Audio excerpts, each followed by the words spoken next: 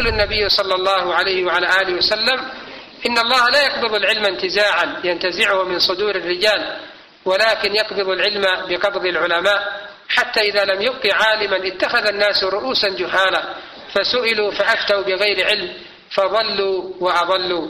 نعم عباد الله، فأسرع طرق الضلال في الأمة أن يختفي العلم، وأن ينعدم العلماء، وأن يظهر الجهال والأدعياء. هؤلاء إذا ترأسوا وأفتوا بغير علم حصلت الضلالات، ووقع الناس في الظلمات، بخلاف ما إذا قاد الأمة العلماء.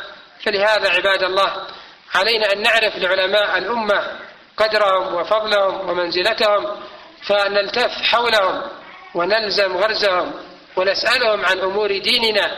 فالله عز وجل يقول في كتاب الكريم: فاسألوا أهل الذكر إن كنتم لا تعلمون.